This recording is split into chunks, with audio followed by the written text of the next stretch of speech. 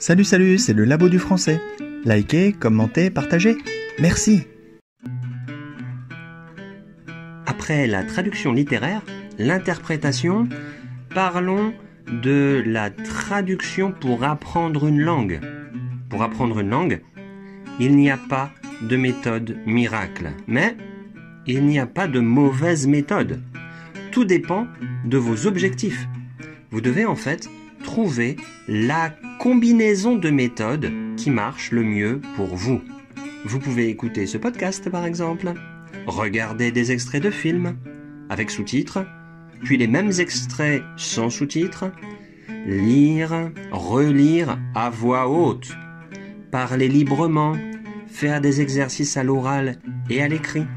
Vous pouvez décider de vous couper de la ou des langues que vous connaissez déjà et vous pouvez essayer de faire des comparaisons avec la ou les langues que vous connaissez déjà.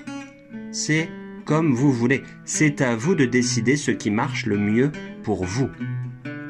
Parmi les exercices écrits de comparaison de langues, il y a 2 formes de traduction qu'on appelle en français version et thème. Faire une version, c'est prendre un texte en langue étrangère et le traduire dans votre langue. Faire un thème, c'est l'inverse. Prendre un texte dans votre langue et le traduire en langue étrangère. Les textes à traduire présentent des difficultés de grammaire, des différences grammaticales entre les langues, des familles de mots, des situations quotidiennes. Ce sont simplement des phrases ou des passages de romans, ce qui offre aussi un aspect culturel à l'exercice. Comment évaluer sa propre traduction quand on apprend ?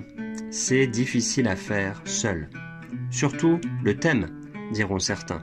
Mais la version pose des problèmes de compréhension. Et bien écrire dans sa langue, c'est en fait compliqué également. Il vaut mieux avoir un professeur pour cela. Laissez-moi un message si ça vous intéresse. C'est tout pour cette fois. Likez, commentez, partagez. Merci encore, à la prochaine.